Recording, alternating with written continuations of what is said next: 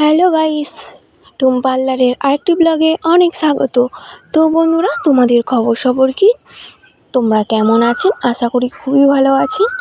তো আজ ব্লগটা শুরু করলাম সকাল 8:30 দিয়ে। সবাইকে গুড মর্নিং জানাই। তো সকাল সকাল উঠে চলে গেলাম বাজারে।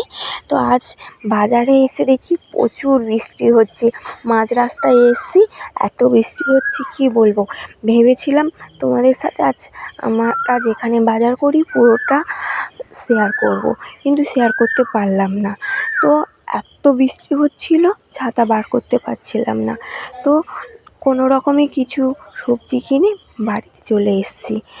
আর আসার সময় কাঠগোলাপ ফুল খুব ভালো লেগেছিলো, কিন্তু তুলতে পারিনি, মাত্র একটাই ছিঁড়তে পেরেছিলাম। আর অনেকগুলো বেল ফুল নিয়েছিলাম। আর এই বাজার করে এনেছিলাম অল্প, কারণ ওখানে প্রচণ্ড বৃষ্টি হচ্ছিল। এত বৃষ্টি হচ্ছিল, ফোন তো বার করতে পারছিলাম না, আর ফুটেজও নিতে পারছিলাম না। তাই ভাবলাম মিনি ব্লগ করব। আর এই নেল পালিশটা নিয়েছিলাম। আর লিচু খেতে বেশ ভালোই লাগে, তাই লিচু নিয়ে এসেছিলাম। তো আজ কি তোমাদের ওখানেও কি খুব বৃষ্টি হয়েছে বন্ধুরা? আজ প্রচণ্ড। এবার বর্ষা লেবে গেল, গরমকাল টাটা। খুব আনন্দ হচ্ছে, কারণ সবসময় বৃষ্টি হবে। বৃষ্টি হলে বেশ ভালোই লাগে।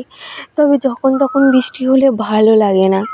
মাঝে সাঝে বৃষ্টি প্রত্যেক দিন রাতে কিংবা সকালে একটু অল্প হয়ে বন্ধ হয়ে গেলে ঠিক আছে। যখন তখন বৃষ্টি হলে বাইরে বেরোতেও তো সবার অসুবিধা। আর এই চিতই কাঁকড়া নিয়ে এসেছিলাম, আর একটু টিকরা মাছ নিয়ে এসেছিলাম। তারপরে এই বেলফুলটা নিয়ে মাথায় লাগাচ্ছিলাম। আমাকে কেমন লাগছে বন্ধুরা? আমার বেলফুল সত্যি বলছি খুব ভালো লাগে। তোমাদের কার কার ভালো লাগে আমাকে কমেন্ট করে জানাও মাথায় দিয়ে। আর বেলফুলের গন্ধটা তো খুব অপূর্ব লাগে। তো আমার মিনি ব্লগটা এখানেই শেষ করছি। তো সবাই ভালো থেকো, সুস্থ থেকো, সাবধানে থেকো। আর বাড়িতে এসে টিফিন করে নিয়েছিলাম, বাজারে টিফিন করিনি। আর তো ওখানে মানে জল হচ্ছিল, তাই ওখানে টিফিন করিনি। বাড়িতে এসে টিফিন করেছিলাম লুচি তরকারি। আর এদিকে মা আর বাবা সব মুড়ি কিনে ভর্তি করছে, 1 বস্তা মুড়ি।